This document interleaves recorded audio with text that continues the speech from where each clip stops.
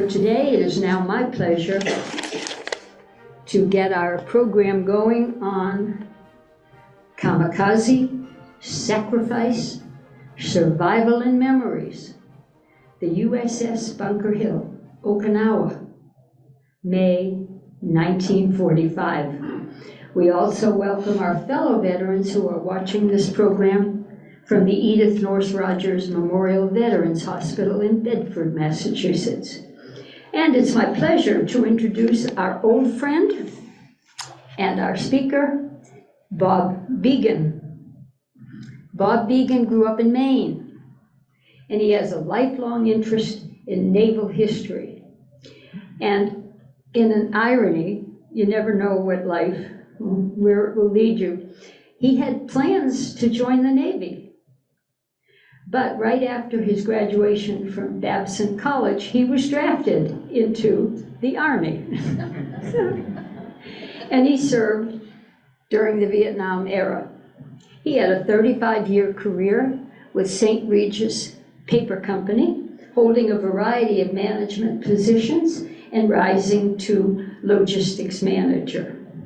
Now in retirement, Bob can spend his time researching and preparing talks on his favorite subject, naval history. And we're going to hear one of his really favorite talks today. Please welcome Bob Began. Thank you, Linda.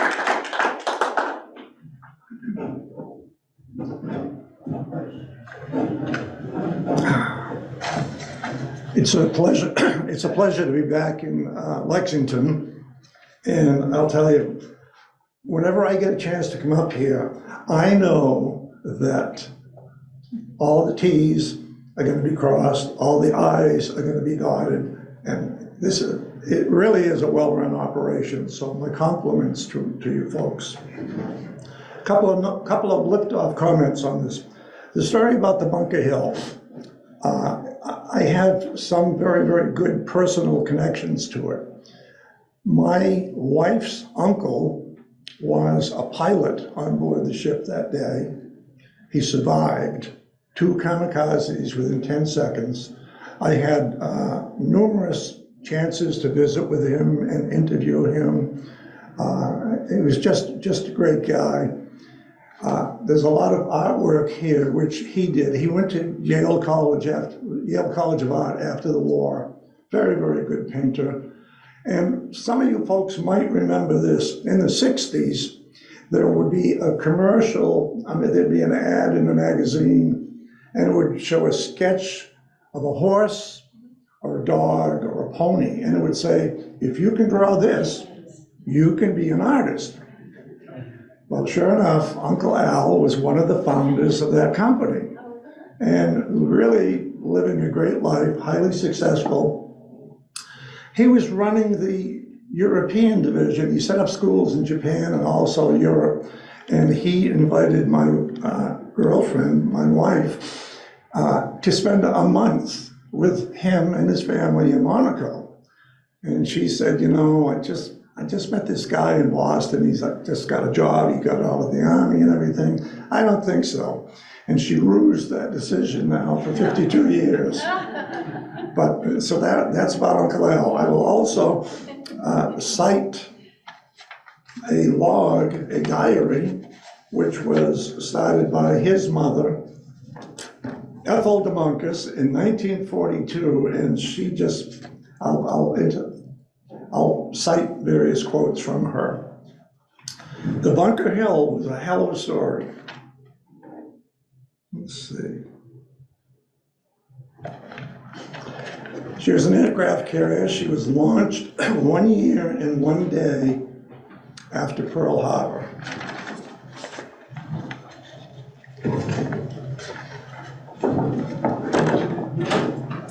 Here's a picture of her. She was an Essex class carrier. This class of carrier represented one of the most advanced and complex weapon systems developed by America during World War II. Built in Quincy, she would play a pivotal role in her sister ships in America's long journey across the Pacific.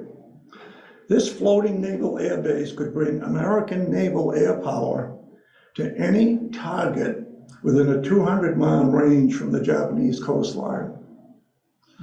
At the beginning of the war, America had 8 carriers. Japan had 10. At the end of the war, America had built 141 more carriers. Wow.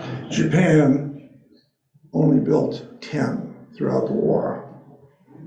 Her size, she was comparable to a skyscraper. If you put Rockefeller Center lying on her deck, the Bunker Hill would be 24 feet longer. Her flight deck was 147 feet wide, and her length was 862 feet. On the flight deck, the surface was steel, 1/5 of an inch thick, with 5-inch thick planking, teak planking. That in later years would, in later combat, would prove to be a big mistake.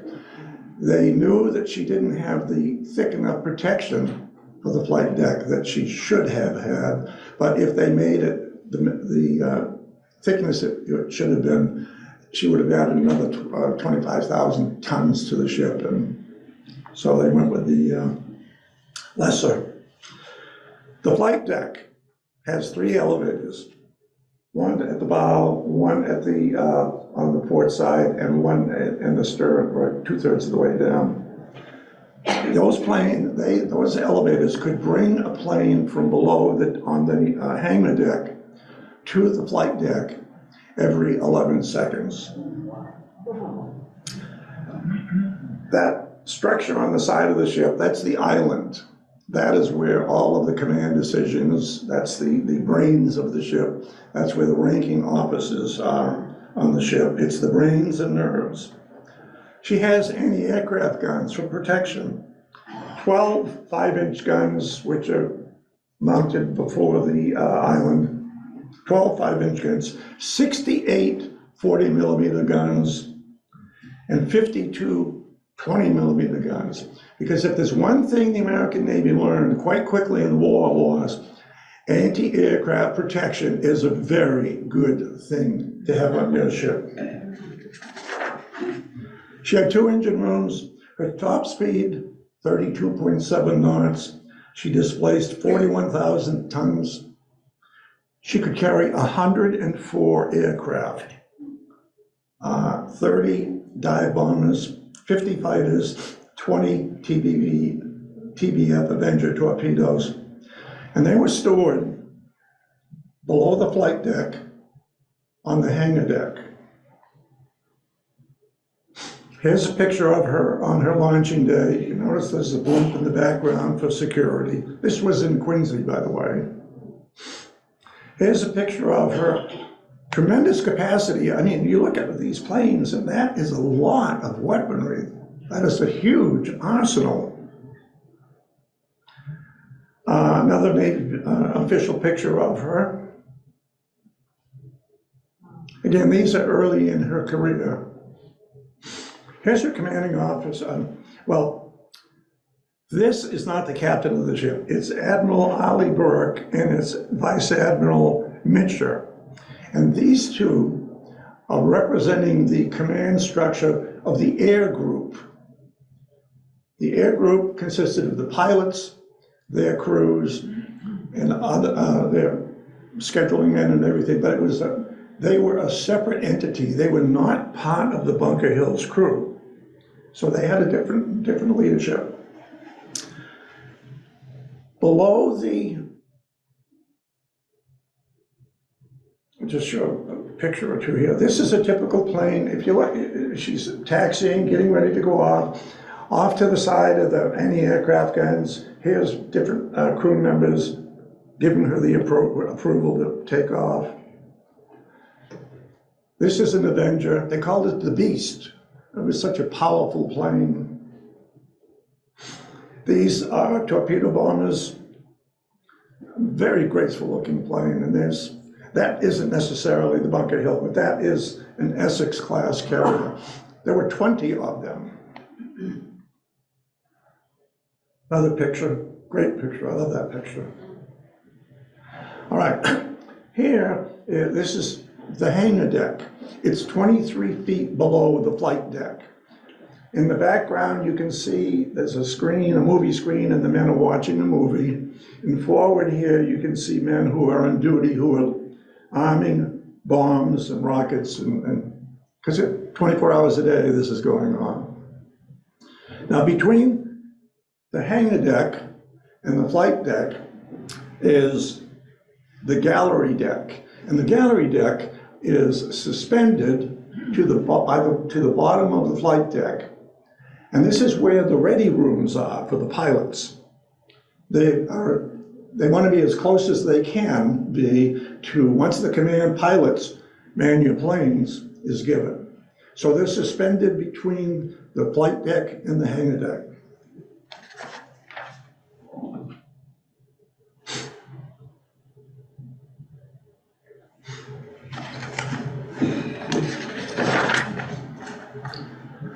I have to insert one separate piece. In July of 1942, the Bunker Hill was not yet commissioned. She was commissioned in 1943. But this is the diary of Lieutenant J.G. Alex DeMuncus that his mother started. I am going to write an account of Al's part in the war and the events taking place, both at home and in his life. I hope I do not forget anything. In February of this year, Al started taking flying lessons with the CAA. On March 16th, he was enlisted in the Navy, and she just goes on and on as the war progresses.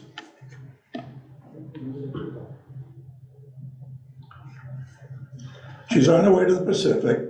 Here is a picture of her going through the Panama Canal. She could just barely fit through the canal. They had to pull down some of the guns, remove some of the guns due to so they could clear the lock.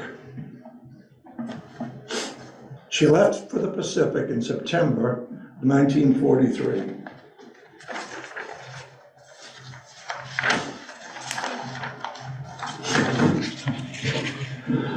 A little bit of background, or a bigger part of the picture. Before the attack on Pearl Harbor, Japanese military leaders had realized the need for a decisive strike which would neutralize the US while Japan focused on other targets such as the Dutch East Indies, the Philippines, Singapore, Malaya, Wake Island. A leading advocate of an attack on Pearl Harbor was the Japanese Admiral Yamamoto. But he strongly cautioned Japanese military leaders that Japan would only have about 6 months before the Americans were strong enough to launch an offensive move. December 7th, 1941, 353 planes are launched from Japanese carriers. At the end of the day, much of America's Pacific Fleet is on fire and laying in the mud. 4 of her 8 battleships, Tennessee, West Virginia, Arizona, and California, are severely damaged. Fortunately, no American carriers were in port. That was a big mistake. The Japanese didn't key in on that. As the planes departed from Pearl Harbor, 2 messages were sent in Morse code, the Japanese planes. The first one was TO, meaning attack commenced. And the second message was RA, meaning surprise achieved. To a listener, these 2 messages sounded like Torah, Torah, Torah, which meant the word tiger. 3 days later, after Pearl Harbor, Japanese planes would sink the Prince of Wales and the Repulse. Japanese losses were minimal. These were two huge British warships. Churchill said, send them to Singapore. That'll intimidate the Japanese. They sank both of the British ships with minimal casualties. Then, in succession, Philippines, Dutch East Indies, Malaya, Guam, and Hong Kong, they would all fall to the Japanese. After these conquests, Japan realizes she has a problem. There is no food, nor are there any provisions for treating prisoners. They never expected to get that many prisoners. Bataan, when it fell, resulted in 76,000 Allied prisoners. The Bataan Death March revealed the treatment that the prisoners would face throughout the war. Contributing to the lack of solutions for dealing with prisoners was the Japanese attitude towards men who surrender or quit.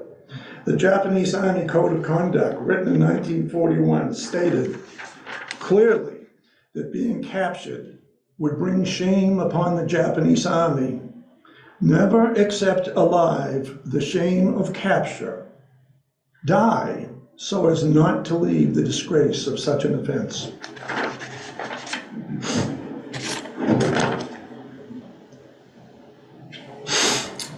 Carrier's now, she's on her way to the Pacific, scene of a plane taking off. Whoops. This is a picture of a 40 millimeter anti-aircraft gun. And this was on a carrier, and it's right out exposed, right on out in the open. Here's a picture of an Essex-class carrier. She's getting hit. The concept of kamikazes has not really developed into the weapon that it would be. That's in 1943. But there is, in 43, and then going into 1944, there is a trend of the Japanese pulling back from their gains. And this is totally unexpected. They never thought that America would be on the road to Tokyo that soon in the war. And the view towards surrendering, which was, it's terrible, it's a disgrace, was even more deadly as the Allies got closer to Japanese islands, not necessarily Japan, but to Japanese islands. And the government would come out and basically say, we need more resistance. Because fewer and fewer and fewer Japanese were surrendering to the Allies. The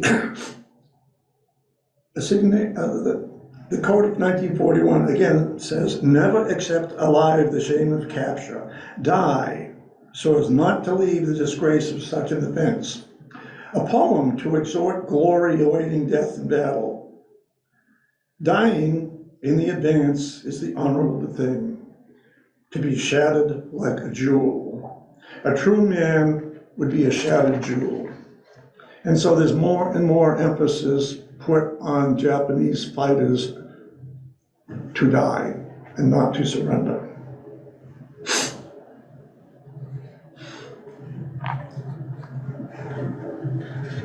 In 1944, there were more American carriers in the Pacific, and they've taken significant possession over a lot of the islands. Japan's being pushed back on all fronts. She needs more ships, she needs tanks, she needs planes, she needs raw materials, and above all, she needs more men. In particular, she needs more pilots. She lost 40% of her trained air crews on carriers at the Battle of Midway in 1942, and she was never able to replace those losses. The emperor, seeing how things were going, realizing they needed more men, he issued Imperial Order 755. It eliminated the deferments of college students. 65,000 students from all the major universities and colleges listened to this call for men to serve the empire. At the conclusion, they all agreed to join the war effort. They then marched to the Imperial Palace in the rain, and they gave the emperor 3 banzai cheers. It was just widespread compliance. I had never realized how much influence, how much sway the emperor had over the individual Japanese citizen. It was mind-boggling to me.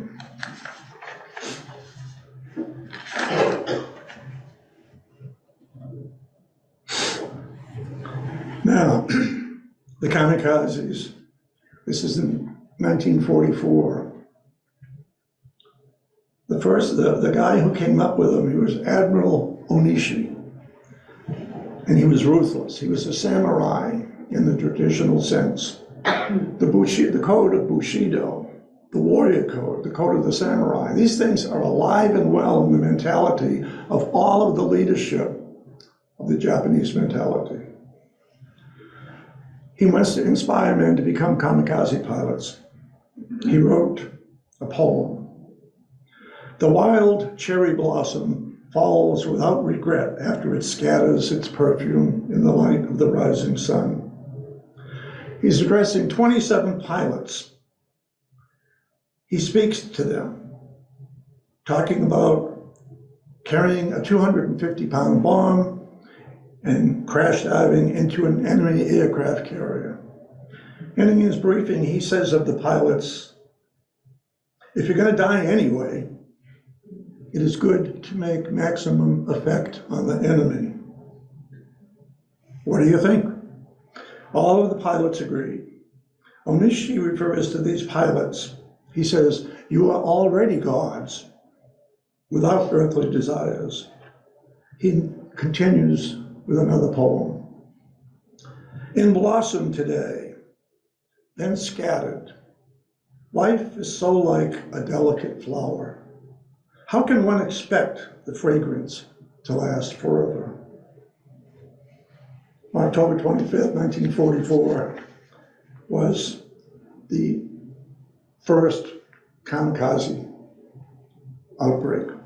Now, American sailors are seeing from like 1942 to 43 to 44, they're seeing a lot more resistance from Japanese aircraft because it seems like all they want to do is crash into the ship. They don't want it. They don't want to survive. And so they're tenacious. And this is increasing in intensity as Japan is more and more desperate. But it's also becoming more and more effective from the Japanese viewpoint. I mean, an aircraft carrier like, well, this is the Franklin, can be taken out of action for the rest of the war by 1 or 2 kamikaze pilots. At the end of the war, they estimate that 1 out of 5 kamikaze planes would hit a target.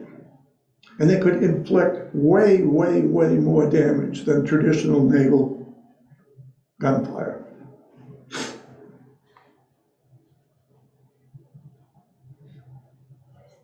Just one more here. You can't see it. It's just underneath that line, but there's a Japanese plane coming right in. This is the battleship Missouri, and that plane actually didn't do anywhere near as much damage as it looks like it might have. All right, this is my wife's uncle, Alexander Demonkus. He went to Yale before the war, very, very good artist.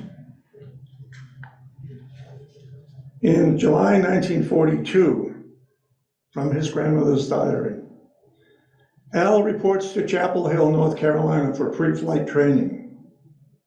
August 1943, Al is promoted to ensign. December 1944, Al is promoted to lieutenant junior grade.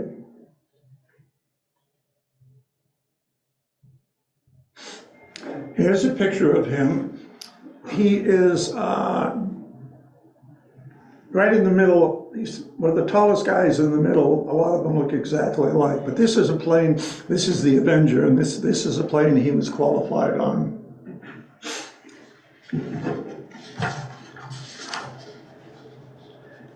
Okay.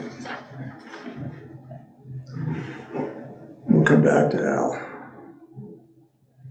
Here's a picture of his ship, the Bunker Hill, and she's got a tanker in the middle and another ship. Both the carrier and the ship on the right are being refueled. Here's a letter from Al. You notice there's a little piece cut out, which was the date, and the censors would cut the date of the letter. So, Wednesday, hi, the tanker came and refueled us yesterday, so we got some mail. I thought I wrote and said that I left my stuff in San Diego instead of sending it home. Just goes on. It's somewhat mundane, you know, not detailed messages or anything. Beautiful. Hold on one second.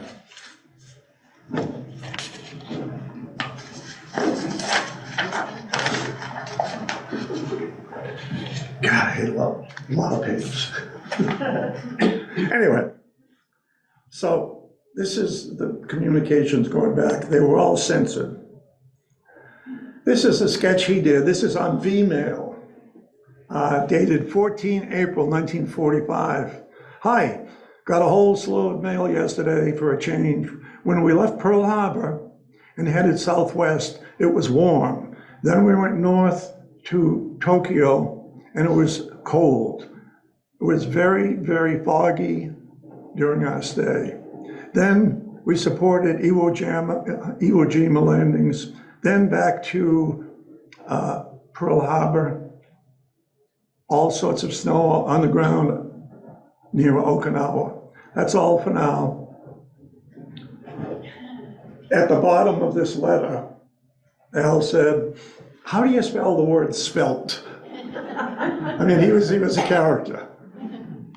It's like he spelled it right. Here's a picture of his bunk.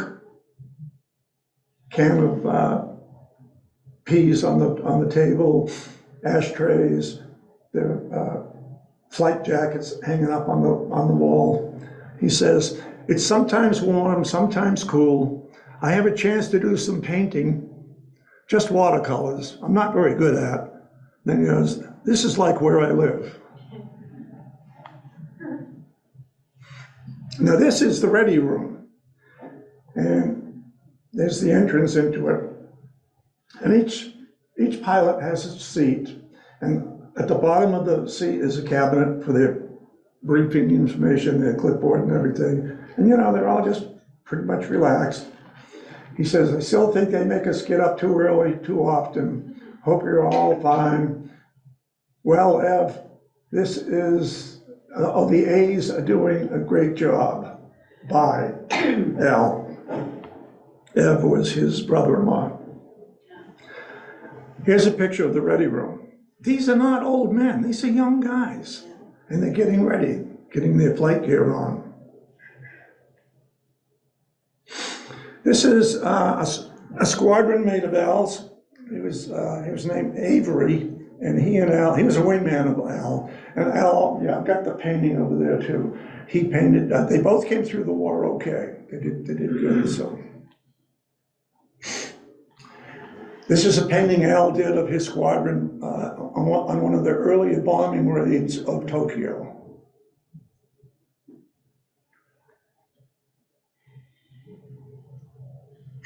All right.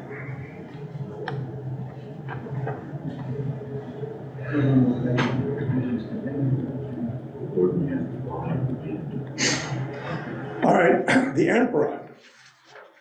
I told you he was paramount. You had the emperor at the pinnacle, but then you had his staff and his various ministers, and there was no dilution, there was no deviation, there was no shortening of the emperor's wishes to everybody below him. And it wasn't just the military people, it was every citizen. You know, and that posed a problem, a real concern for Americans as they got closer to Japan, because on Japanese-held islands that had fallen to Americans or British, a lot of civilians did not surrender. They were part of the resistance. Japan's experiencing numerous challenges to her war in 1943. Higher casualties, her forces are being overextended, they need more recruits. Imperial Order 755 is issued. This is a plane that will be used by kamikazes. Zero, likewise. Another one.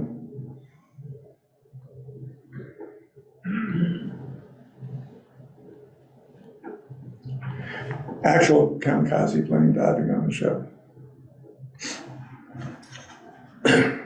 So, this is Kayoshi Ogawa. And he was in school, but he signed up after Imperial Order 755. He joins the Navy. He's a common seaman in the Imperial Japanese Navy. Now, the fact that he was a college guy really worked against him amongst the men training him and the non-coms, who look at intellectuals as not good. And so he survives all sorts of beatings and sadistic behavior and hazings. He survives. He's promoted to ensign. He's assigned to a kamikaze special attack unit. Now, all volunteers in the kamikaze units had to take a survey. And the survey had 3 possible answers. You had to complete the survey. Question number 1, do you wish to be a member of a kamikaze squadron? Question number 2, do you earnestly wish to become a member of a kamikaze unit? Question number 3, do you not wish to be involved in kamikaze attacks? Well, several said no, but there's no guarantee they were not assigned.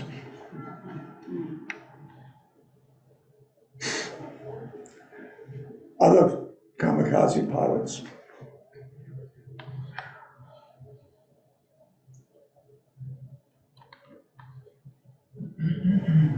Here they are again. His training. Kamikaze pilots were also known as Toko pilots, T-O-K-K-O. And it was just another variation of a classification of kamikaze pilots. His training. Only Toko pilots are worthy of fuel consumption. He does not learn combat flying. He taxis out and he circles and then he lands. He does this over and over and over, but no more than a half an hour per day for 3 days. He has 2 days practice formation flying. He has the last 3 days of his training is on approach and striking a target. The average kamikaze pilot had less than 2 days practicing takeoff and flying in bad weather in formation. I mean, these men were giving the rock bottom minimum.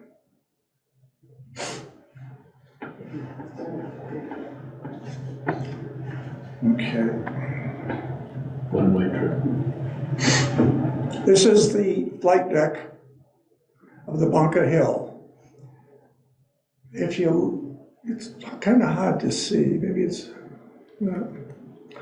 There's, on the tail of the planes is an arrow pointing upward.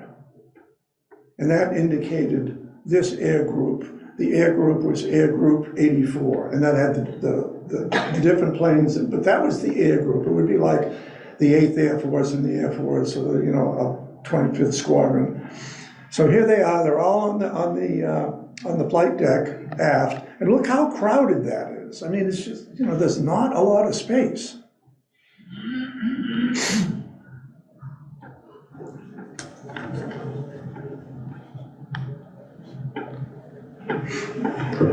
This is a map of Okinawa.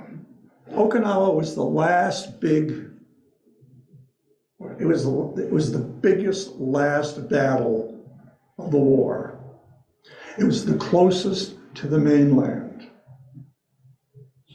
It was inconceivable that Japan would lose Okinawa. Now, around Okinawa, bad map, and I couldn't get the figure bigger, but what it is this is the island, and all of these circles are where ships are stationed, and they're destroyers or destroyer escorts, and they're there to pick up the first signs of the kamikaze attacks, which are coming from the north, from Kyushu, which is the southern part of Japan. So that all of the kamikaze attacks are going to come from that Kyushu part of Japan, southern part of Japan, or from Formosa. But far and away, they're going to come from Kyushu, which is where Ogawa is trained. The bulk of the pilots were trained. And again, there's a circle. These ships, they were picket ships. They had radar, and they were an early warning system, if you will. And the Japanese were convinced that if they could knock out these destroyers, then the main fleet, the carriers, the transports, and the supply ships, 70 or 80 miles south, the main fleet wouldn't know they were coming until the kamikazes were right on top of them. Actually, that was kind of failed logic because it didn't keep the main fleet from realizing that there were kamikaze planes coming.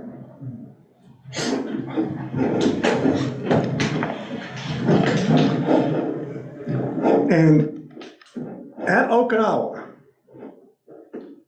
American losses were terrible. So many ships were hit and damaged. There were more US naval personnel killed at Okinawa than Marines or aircraft.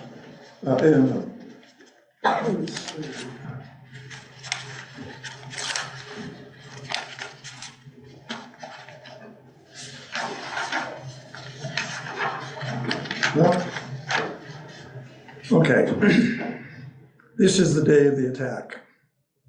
Here's a list of the ships that were damaged. It tells you the damage, major or minor. It tells you the casualties, killed and wounded. There's a lot of ships there. And it's just day after day after day. And the Japanese, they launched 500 plane attacks. And maybe 70 ships would get hit. But if you hit one of these ships, one or two kamikazes, you take out a major ship, a major weapon. Instructions were, if you're going after a carrier, make sure you hit one of the elevators, number one. Number two, do what you can to damage the flight deck. Number three, attack the island, the command structure. So it's just and meanwhile, the combat efficiency of these guys who are stationed on a destroyer, and we're seeing this every single day. And they're, general quarters, because the attacks would come anytime, not a day. And so the combat efficiency is really waning. Here's a picture, just a schematic, I'll come back. Oh yeah, this is a better indication. So you have the flight deck, then you have the hangar deck, which is here, but over here are the gallery decks. And so it's just literally a hop, skip, and a jump from there to the flight deck. We'll come back to that.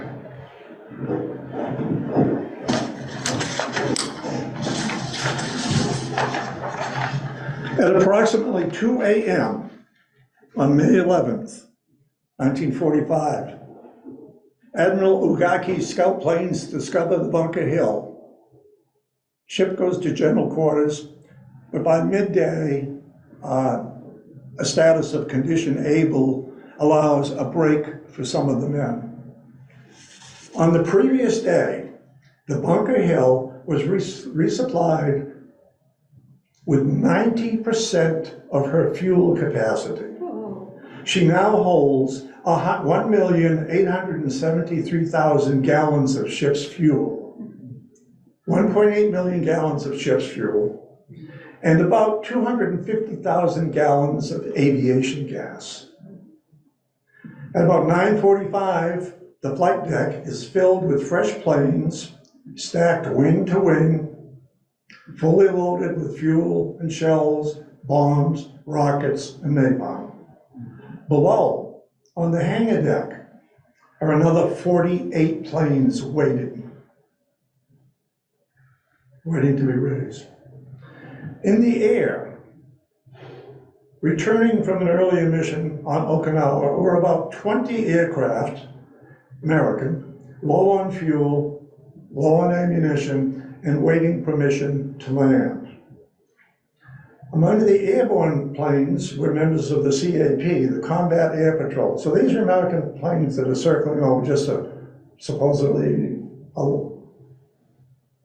to detect anybody trying to come in. At 10 o'clock,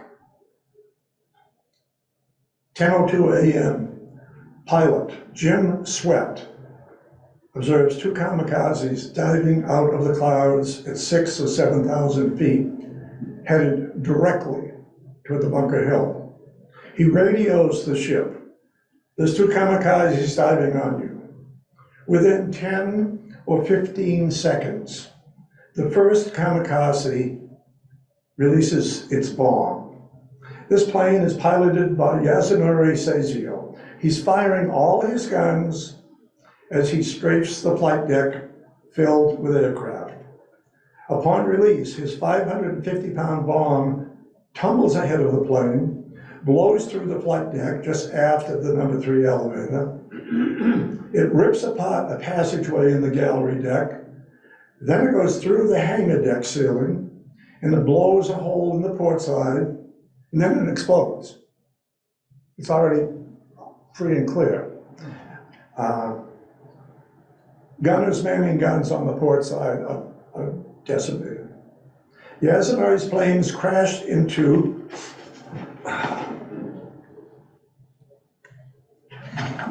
where that circle is.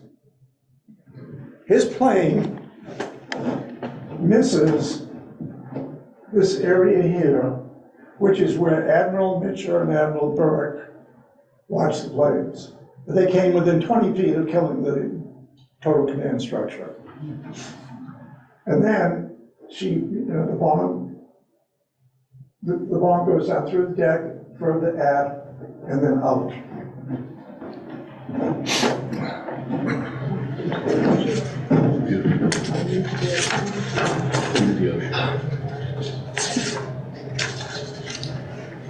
Within 30 seconds, most of the planes on the aft section of the flight deck are on fire. His plane cut through aircraft on deck whose propellers were already spinning, ripping open their fuel tanks, setting fires blazing, throwing shrapnel in all directions. 1,500 feet above, in his plane, pilot Jim Sweat observed this chaos. Quote, "He just cleaned house. God, it was a terrible mess." In a second kamikaze, Kayoshi Ogawa radios the base at 9:58 a.m. I found the enemy vessels. Then I see an enemy plane. In his final message at 10:02, 30 seconds, his last words are, "Now I am nose diving into the ship." His plane is spotted by the Franklin's gunners, who with other ships, the Franklin was a sister ship there. They scored several hits, but they didn't slow the plane down. If you hit the Kamikaze, it didn't seem to make any difference at all. They were just going to continue on that same course, even if they were dead. And also, they were so close. Aiming for the ship's island and smoke and fire, Ogawa releases his 500-pound bomb just at the right moment. It falls ahead of his plane and explodes instantly, crashing through the flight deck. It hits the side of the island. It was Ogawa's plane that hits the island. It misses, killing Admirals Mitra and Berg by less than 20 feet. Fires burn everywhere. The gallery deck disappears. The machinery for the 16,000-pound deck elevator is melted, twisted, and broken. Munitions heated and exploded. Fires block the catwalks. Smoke and poisoned air fill the area, cutting off visibility to the exits. It's total chaos. It's full of black smoke. It's full of toxic fumes. There's munitions exploding. There's shrapnel going all over the place. You can't see where you would normally go to get to a safer area. The only thing that worked, I don't want to say worked, the only alternative you had was if you were aft of the island, forget it. Everything was on fire. If you could go forward of the island and get topside, you'd have a chance. So I talked to Uncle Al and I said, "Al, what happened?" And he says, "I just landed. I had some recon photographs of Okinawa." And he said, I wanted to get a cup of coffee in the ready room and talk to my buddies. But he said, "No, I'll get these pictures developed." So instead of going out of the ready room to the right, he went left down the passageway. He said, "I went about 20, maybe 30 feet, and he said, I heard a huge bang. I turned around, and he said, everything was black, except a huge ball of fire was racing towards me." He managed to get topside. He was trying to help the wounded, but he's headed forward. And he said, "I came across a kid." He said he was young. I didn't know him, but I said, "Is there anything I can do to help you?" And he said, the kid said, "Yeah, can you light me a cigarette?" And Al said, "I never smoked again after that."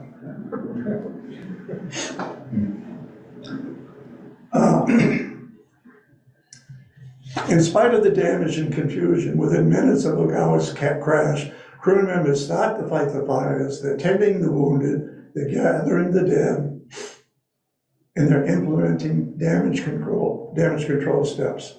In the water, there are destroyers. They're picking up men who had either jumped or been blown overboard. Alongside of the ship was the cruiser Wilkes-Barre, trying to put out fires and assist in the transfer of the wounded. In the boiler rooms, men are having difficulty breathing the toxic air. It's searing their lungs, burning their throats, scratching their eyes. Soon, carbon monoxide appears, and it causes the men to tire and to want to sleep. In the engine room, the normal ambient temperature is 110 degrees. The last report out of the engine room was 139 degrees. There's no escape. They have to keep the boilers and engines running to keep the ship afloat. These men know this, and they never abandon their duty station. The engineering section would sustain the highest percentage casualties of any group on the ship. Out of a total of 528 men in the engineering group, 99 were killed and 37 were wounded. But that's because there were so many and they were very compact.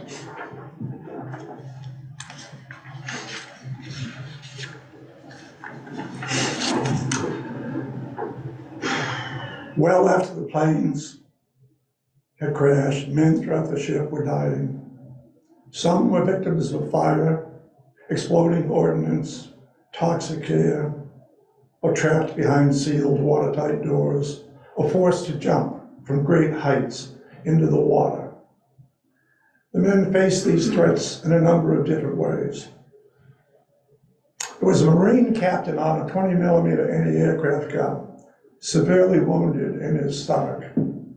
His men tried to staunch the bleeding with towels and shirts to no avail.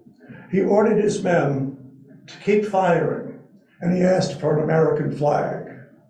He died clutching the flag to his chest.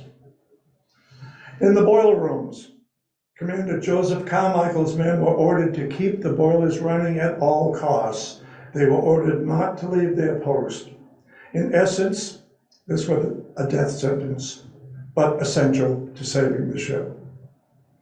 There was a case of men pounding and screaming by a secured watertight door. A request was made to an officer to open the door. Denied in spite of their screams. Do not open the door.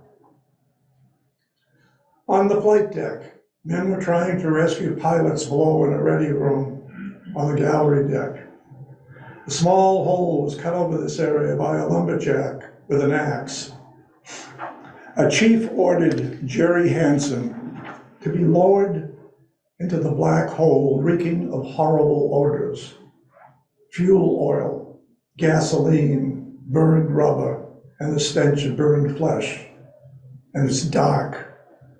As he was lowered further with minimal light, he suddenly looked at a blurred jumble and then realized it was a tangle of dead men. Get me out of here. All of these people are dead.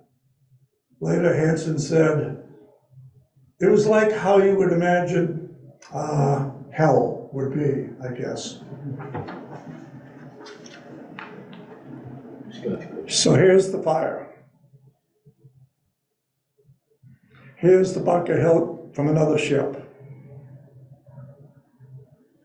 Another picture. The light at the bottom of the ship, the bright light, was at the exact second that the second plane hit it. I mean, these are the same as some of those big pictures. These are the anti-aircraft guns on the port side. You can see the damage. There's water from the fire hoses. All the guns are not manned.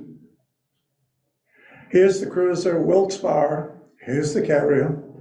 And there's a bucket. That pouch would be used to deliver mail or something, but it was so bad that it had so many wounded, they would put the wounded in there and get them over here. And they said that by the end of the day, the thing was just full of body fluids. It was just horrific. Give you an idea of the size of the Bunker Hill. And this is a large ship also.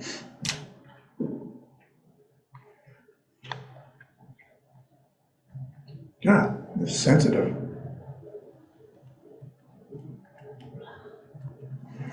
This fellow here, he's in a stretcher, and he was from the Boston area originally. He survived the war, and he went to work as an engineer at New England Baptist Hospital and lived out the war. He died in North Carolina.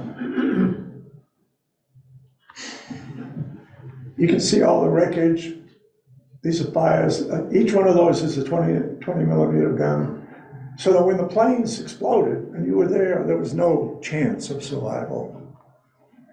Here's a hole in the flight deck.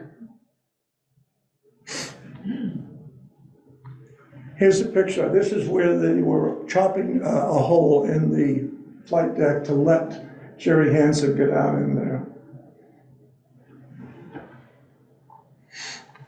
Below decks, this is some of the damage done by the fire. This ship is 870 feet long. There is a lot of distance just totally torched.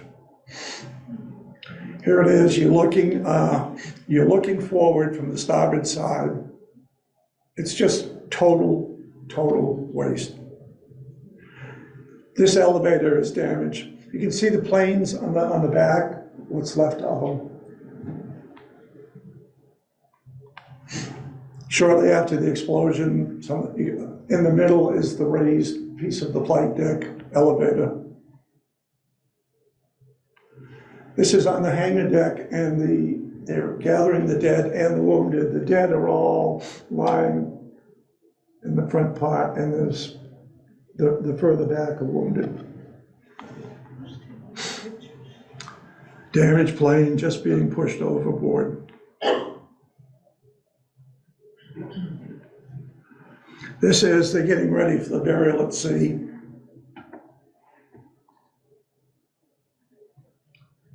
All right, so 12:30, Saturday, May 12th. Captain Seitz orders the flag to be brought to half-staff for the burial of 352 officers, crew, airmen, and the admiral's staff. This service is going to last until sunset, and it will be the largest burial at sea in the United States Navy's history.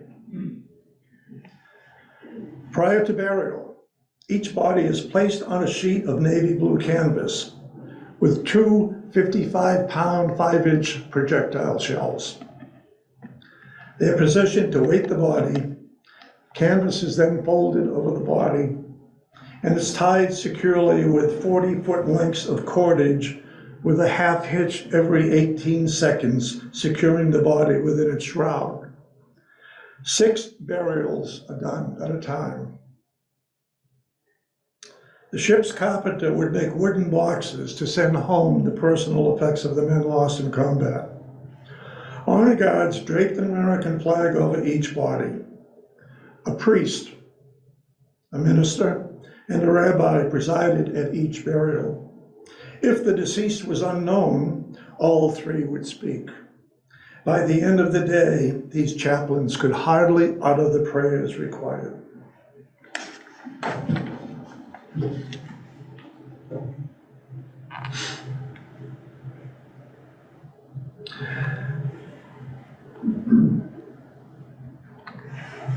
This is the logbook, my grandmother's diary.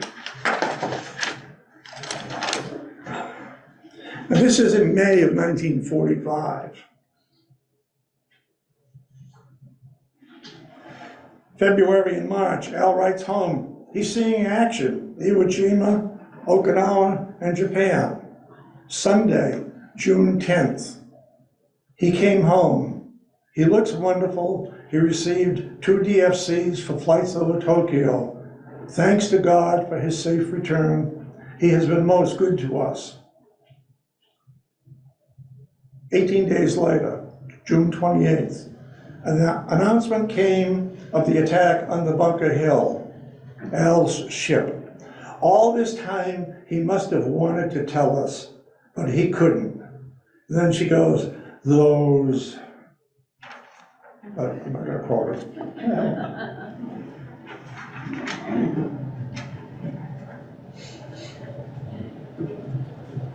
Let's see. June 30th, Al to New York for the weekend again. There's a curious attraction there, but I must wait. He's feeling quite low, and I hope he returns happier. Yeah, since May, he's known about this tragedy, and he can't say anything to anybody. Let's see. Okay, August 14th. War ends, 7 p.m. September 15th, Al's mail is being returned. He must be on his way home.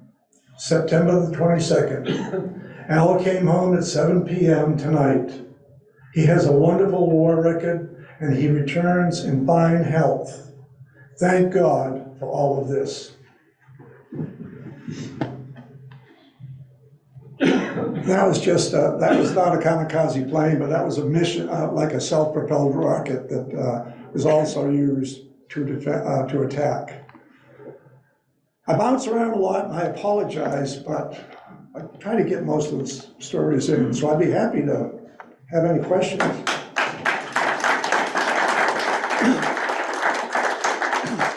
Thank you. And I am quite sure there are going to be questions. I will take this half of the room. Bruce will take the other half. Phil, you had your hand up. You go first. If you have a question, please wait until we hand you the mic. Speak, put the mic close to your lips and speak. Here you go, Phil.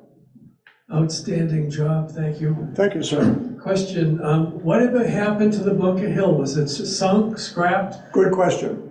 She made it back from Okinawa to Ulithi.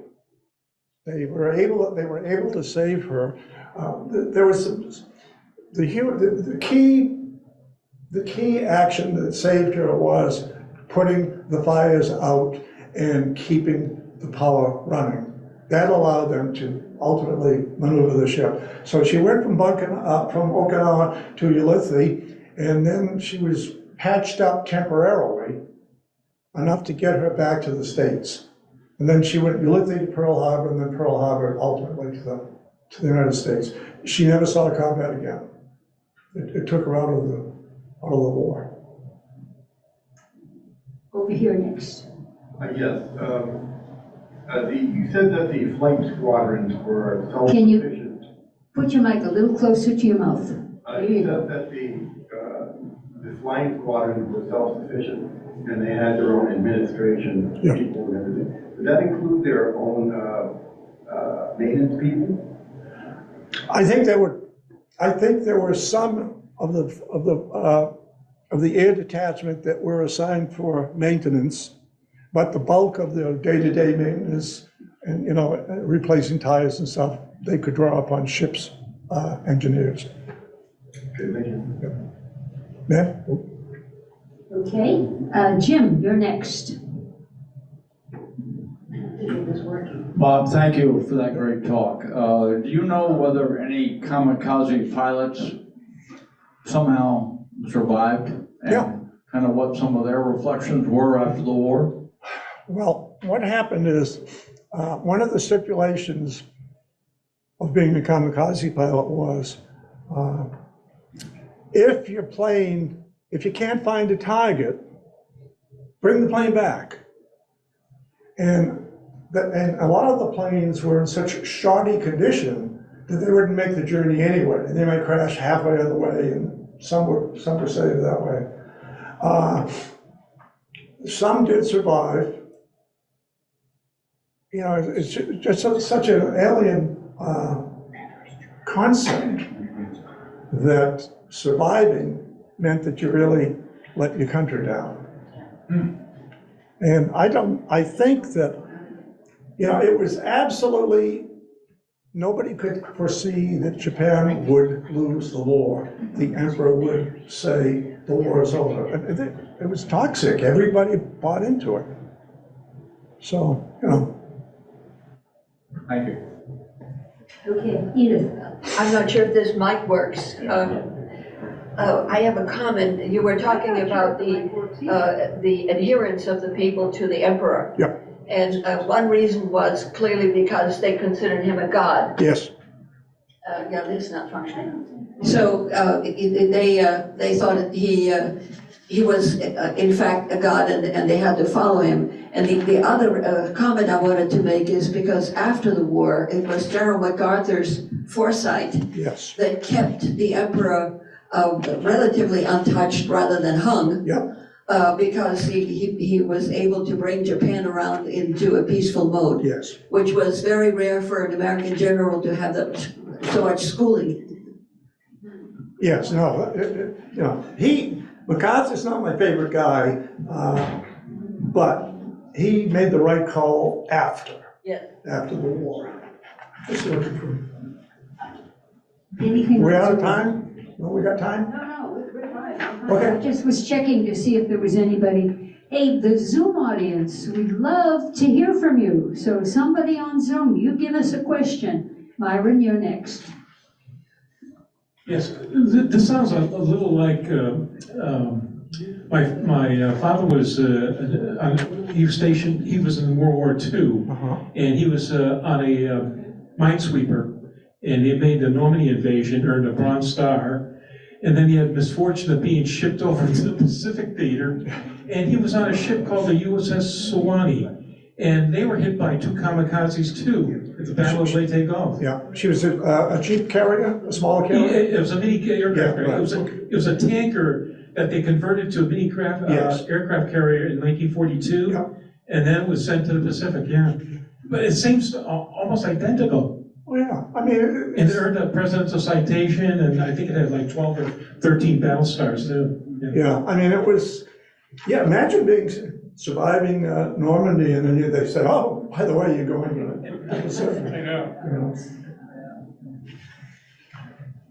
Hello, this is working out. The Japanese in 1940 were not that long out of the feudal system. Don't you think that would have worked on their mentality that they were always looking at someone, I mean, they were peasants. Yeah, And only the upper lords were doing almost anything they wanted with them. So I think they were pretty much conditioned for hundreds of years to follow whatever they're told to do. right. And another thing contributing to their attitude, and, you know, I'm not surprised they felt this way, but Japan had really negligible raw materials, even on a perfect day without the war. And so they look at their neighbors, and they see the Dutch have the Dutch East Indies with all the oil. And the Philippines have minerals, and there's copper in, you know, Malaya and everything. And they look at who owns these, who's driving, and who's controlling them. And it's the Dutch and the British, the Americans. And that really didn't sit well with them, you know. And they also underestimated the tenacity and the commitment of certainly America towards getting this job done. You know, the British in Singapore, I mean, 75,000 British troops surrendered to a Japanese force, invasion force, of about 30 to 40,000.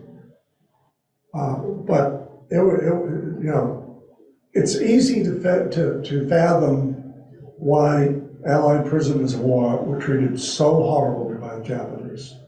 You know, there's an instruction here that if you're going to, for a kamikaze pilot, it's, okay, on your last flight, right? Pilot's parting instructions decreed blandly, once you take off from here, you will not be coming back. You must leave your effects in an orderly state so that you will not make trouble for others or invite mockery. As you would expect from a member of the suicide force, people will say he left everything in perfect order. So it was like 24/7 mindset. And they knew, you know. And the other thing is, you know, it's not like a lot of these kamikaze pilots were blithering idiots. There were a lot of them were college students. But the population was so shielded. One other thing, Okinawa was the jumping off point if you had to invade Japan. And based upon the stiffening resistance against the Allies, they estimated that if we had to invade Japan, I think a minimum of 100,000 American casualties, number one, not counting the Japanese civilian casualties. They dropped the bomb, and there was still no sign of the Japanese coming to the table, so they dropped the second bomb, and then finally, yeah, they capitulated. Yeah, we have two. There's one that's how many Essex-class carriers were made in Quincy? Oh boy, I don't know. I would say, I bet maybe 4 or 5. No, that one would be relatively easy to find out. Because if you had a listing of the Essex-class carriers, for each carrier, they'd tell you who the builder was. And then the second question from Glenn Bassett was, in the final analysis, was the kamikaze approach successful, or did it serve somehow to degrade the overall Japanese wartime capability? And is kamikaze a similar mentality to ISIS, Al-Qaeda, Al-Shabaab terrorists today? Well, if you want to talk about how accurate their targeting was, again, 1 or 2 pilots could take out the Bunker Hill. 1 or 2, you know. They estimate that 1 out of 5 kamikaze flights found a target. They weren't all Essex-class carriers or destroyers. I mean, some of them were like minesweepers, transports, ammunition ships. But it was a pretty, it really cost us tremendously high casualties. So I'd say, did it work? Yeah, it worked for them. Sir. And then the other half of the question was, what about a comparison to modern day ISIS, Al-Shabaab, what's going on in the Middle East? Well, right? yeah, I mean, there's certainly a parallel there. You know, I mean, I don't think there have been any Hezbollah terrorists or, you know, Al-Qaeda terrorists that really didn't want to get in the plane, didn't want to set the bomb on it. It was total dedication. Right. Jim again. All right, we got time for a few more. Yeah, Bob, in addition to the Essex, how many other aircraft carriers were basically put out of action? I mean, do you have any idea at Okinawa? I don't know the total at Okinawa, but I know 16 carriers were, 16 Essex-class carriers were taken out. Some did return to the war, but, you know, the Franklin, the Bunker Hill, there were a lot of. By kamikazes? Oh, yeah. Okay, Well, I got one last comment. one last comment? Yeah. Oh, we have one more question, Oh, and then okay. Bob's gonna wrap it up with one last comment. No, I can take more questions. I just didn't want to forget to mention this. No, I think we're sort of petering out here. Save me a donut, please. Save Bob a donut. Go ahead. At the conclusion of the Battle of Okinawa, sometime at that point, the Japanese civilians were infused with this suicide pact. Yeah. They told them that they would kill them, they would eat their babies. Oh, yeah. I literally told them that. I actually spoke to someone, a woman who was a teenager in Japan when the occupation troops came in, and she said they were all scared. They heard rumors for weeks of the troops were here or there, or coming closer and closer. And she said the day that they came through town, everyone was locked up inside their houses and watched them go by. And when nothing happened to them, they were kind of surprised. But in Okinawa, thousands of people threw themselves off the cliffs on the southern coast of Okinawa. I've been there. I see no memorial to it. Yeah, Saipan also. Drop into off these sandstone cliffs and right into the ocean. And holding a baby. Holding babies, yes. Just like in the movies, but it really happened. It really did happen. Well, that's a grim note to end our program on. Does anybody have one more positive question? We won. Japanese like us now. All right, so Bob, you say you'd like to wrap up with one final point? Right. All right, take it away. Okinawa. The invasion of Okinawa, that campaign was called Operation Iceberg. It was gathered off the coast of Okinawa in April of '45. It was the largest fleet ever assembled for an invasion. There were 40 carriers, 18 battleships, scores of cruisers, 148 destroyers, 182,000 air troops. Casualties. The Army lost 4,675 men. The Marines lost 2,928. Navy casualties were the highest, 4,907 men. The casualty rate at Okinawa was mountains higher than other traditional battles. There were also 36,000 Americans wounded on Okinawa. 120 ships were hit, 29 were sunk. That's it. Any more questions? Or- No, I think it's about time.